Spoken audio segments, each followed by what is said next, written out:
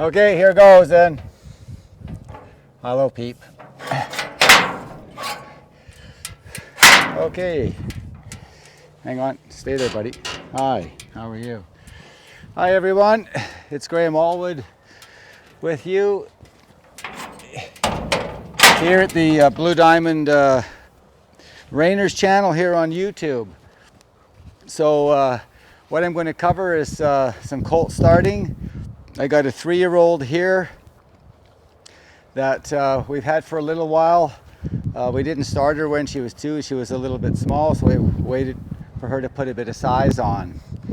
So what I usually do with all these guys, I bring them into a round pen and just kind of get them focused on me and moving around in a round pen. Okay, today I'm going to attempt to get on her back. It should go okay, I'm hoping. So she's a little focused on the outside of this round pen. It's been a little bit cool here for a while, so she's been a bit cooped up. So we've got her finally outside. The snow is gone and it's a nice warm day. All right, Peep. So we're just going to point. She does have some ground training already. Just to familiarize her with what we want. So this part of it she's fairly familiar with. Good girl, off you go, off you go, go, go, walk on, walk, walk, walk, walk, walk, walk. Good girl. Go on, walk.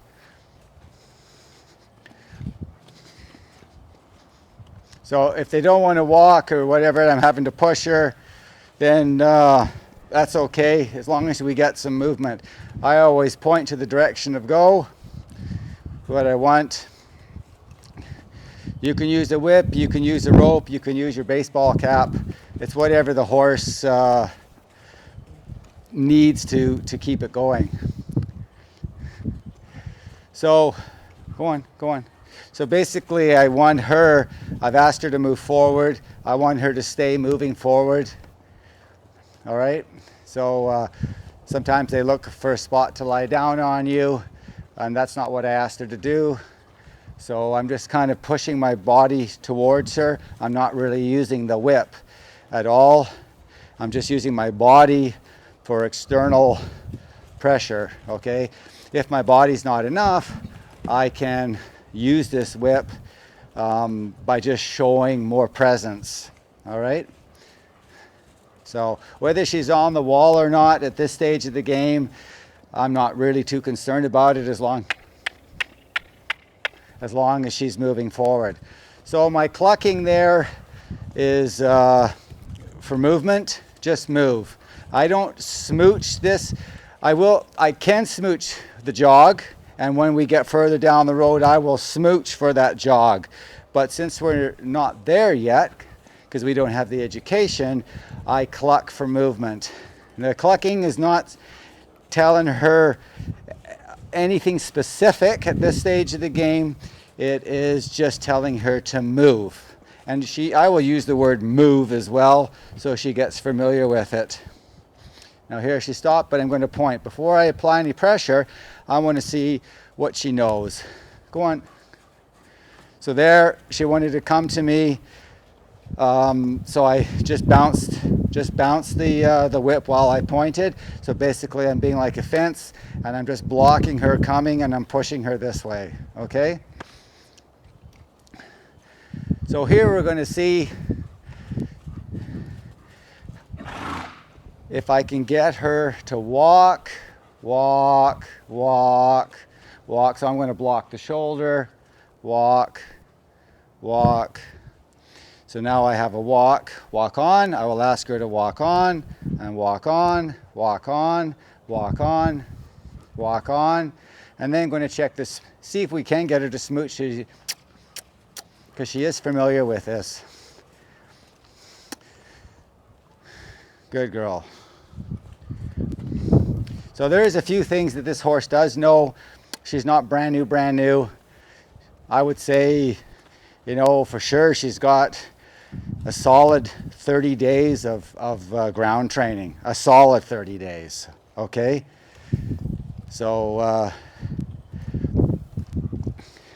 lot of times they're just out in pasture and we just let them run around and grow up, especially her.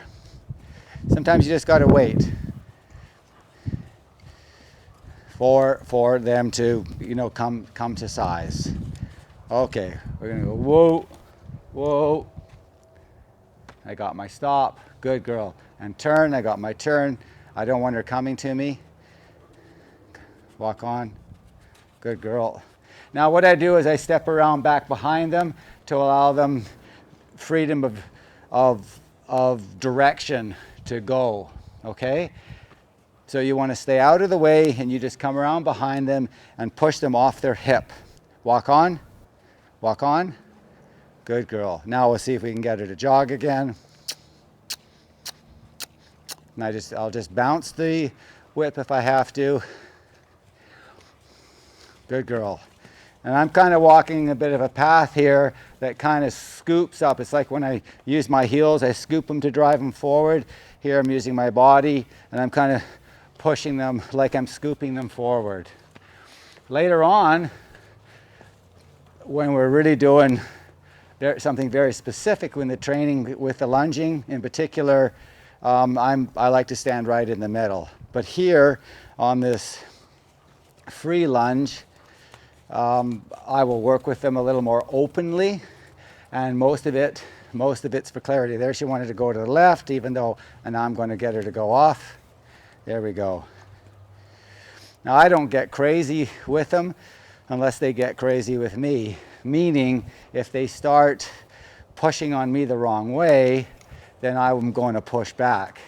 And my emphasis on my pushback is going to be hopefully a little more pronounced than what they're doing with me, but I'm also going to try and be very fair with them without upsetting, you know, kind of the communication, the atmosphere of communication.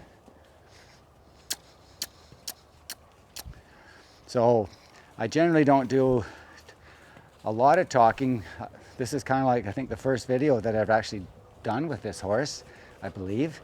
So she's not really used to me chatting and doing things at the same time when they're not relevant to her. Okay, so normally I'm pretty much one-on-one with my communication. No, no, no. So there you go. I'm polite. I say, no, you're not allowed to turn. You must stay in the direction. So the thing with this is when they're asked to move forward at whatever rate and gait that you set them at, they should stay doing it. Because when I'm sitting on that horse, I like that little jog, and I want her to stay at that nice, comfortable little jog that's going on there. Okay? Because it's not bad to ride. So especially in a training atmosphere, you got to remember that when you're training horses, it's completely different initially when you're getting them going to when they're actually a saddle horse and really going, okay? But you have to do things in a way that are going to give you this nice, quiet little pony.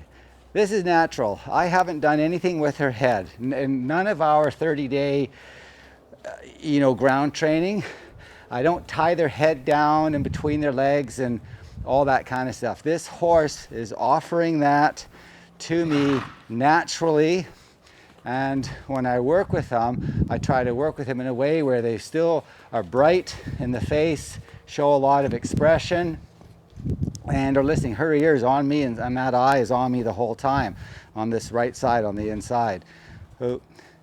Okay, so if you've got that ear looking and the eye on you, then you're already starting to communicate with them quite well, okay, because they're going to pay attention.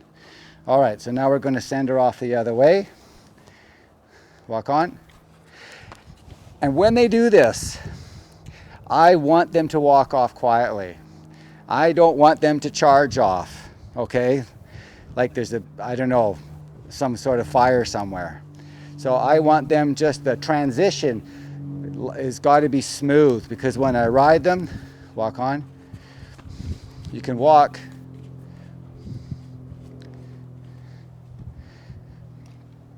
I want the transmission smooth. So there I stood back. I asked her to walk and she kind of jogged off. But I just want her to walk. So if you hold, every time you take a step towards, you're kind of pushing them. So you need to be very cautious about how much pressure you put on for what you're asking. So like I said, she's not sure what the heck's going on here because I'm yapping. I say jog, and she will know that word as well. Now this round pen, the ground in here is very loose and deep. Maybe not where I'm walking so much, but that 2 meters from the outside coming back in for sure is deep and loose. And it makes a very good, what my terminology would be, is come on, jog, jog, jog, good girl, is what I call a braking pen. Okay, so ideally braking pens are deep with loose sand and around 40 feet in diameter. Okay, so that's good, because you know, you're just trying to get them used to you and, you know, get on their back. And if the ground is a little bit on the loose side, it kind of, when they go to, if they break in half and start bucking, they really have to work very hard at it, because the ground is actually, they're pushing the ground away from them. Okay, so I kind of like it. It's the way I was brought up. So this pen is very nice, you know, for that. It's a feature that it offers, which is really good.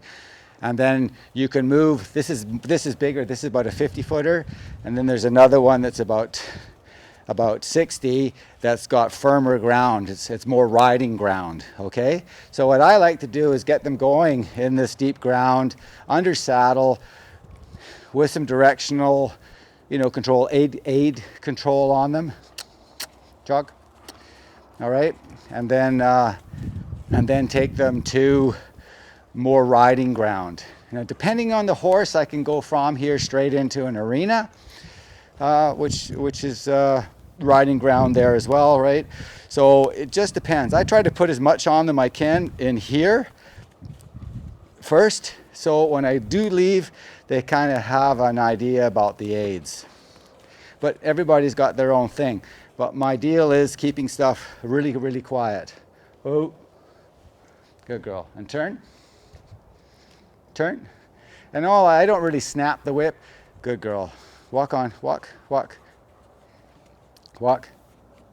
Good. So I will just, you know, wiggle the whip on the ground for the walk, and then maybe just bounce it if I'm looking for, there's a jog right from the bounce. Okay, and it's a very, you know, 1 foot up or 18 inches up and back down. I don't really get into cracking it at this stage, looking for these two gaits anyway. Jog, jog, jog. Good girl. Now she should lope off here. Lope. Good, yes. There you go. That's good, good, good. Good. You can see that she's a little bit fresh, but you know, that's okay. If they're a bit sparky, it's good. You know, you can kind of use that energy and get them going, and they kind of got to get stuff out of their system as well. But again, other than that little crow hoppy thing there, lope. But she brings her hip to the inside, which is really nice, gets herself sorted out. And the transition into the lope is, for me, it's really good. Because you got to, you know, you're watching this whole thing and you think to yourself, do I really want to get on that horse? You know? So a horse like that is nice to be able to ride and sit that and, you know, just ride her out quietly. Horses will always run. Whether it's a runaway or not doesn't matter, but they will always run and go. To get them to lope the way she's loping right now and have a transition into that lope quietly is not, lope, good girl, is not necessarily the way Mother Nature intended them to do it. So we've worked with her, you know, to actually get that. So that's why I go back to saying the groundwork that we've done on her has put some manners on her. And jog, jog. Notice how I stopped. I held up myself. Walk. Good girl. Whoa. Good girl. So the manners, when you tell them how you want things, actually makes the horse more polite, if you want to look at it from that point of view. So I like polite horses. People love them because they're quiet or have a tendency of being very quiet, and the people can handle them.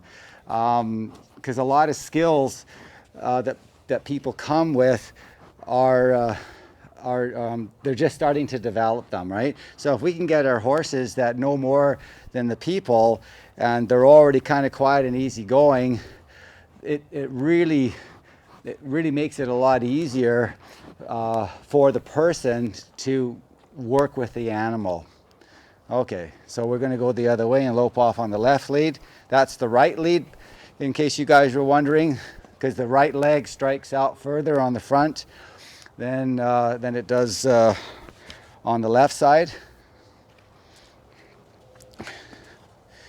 Bring her around. Good girl.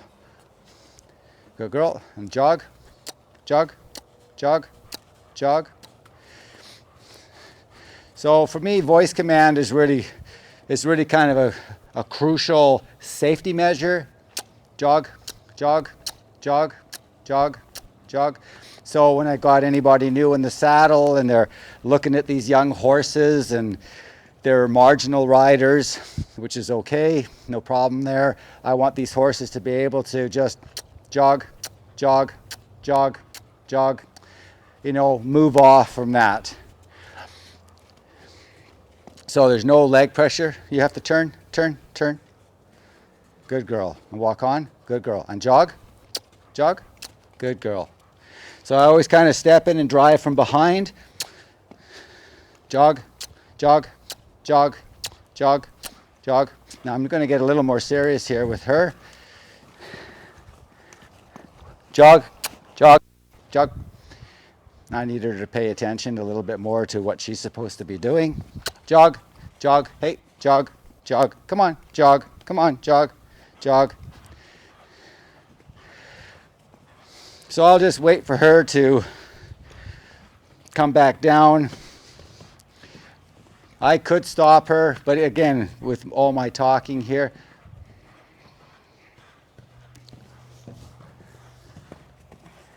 but you can see when she goes off and does something, she's not full of flight, and there's no fright in her either. She's a nice little pony. This is an in-like Flynn, so they've got very good minds. Okay, we'll see if we can get her to lope if she wants to lope. Can you lope? Lope. There we go. Lope.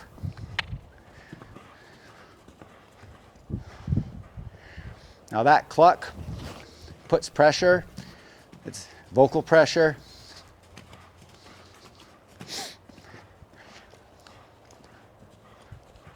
So she also knows, come on.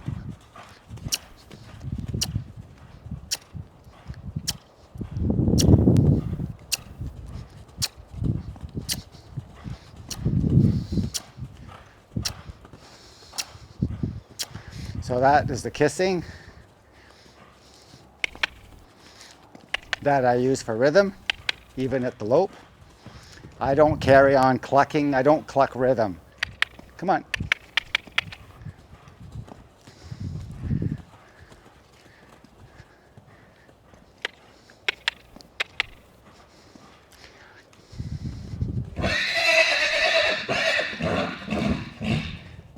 She's thinking outside the box here.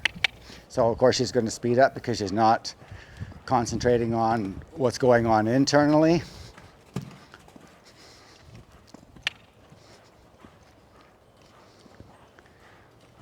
Good girl. Okay, okay.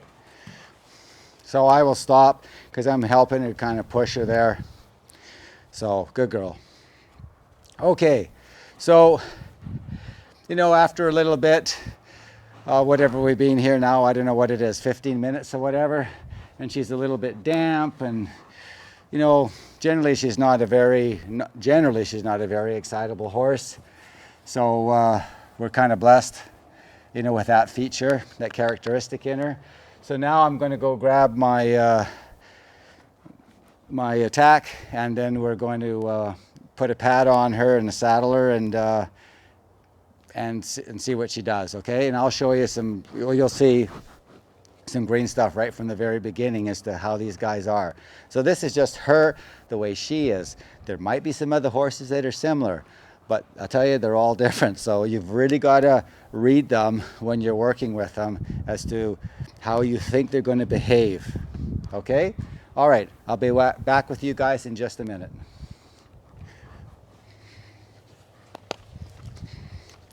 So is that working out okay, Jacqueline?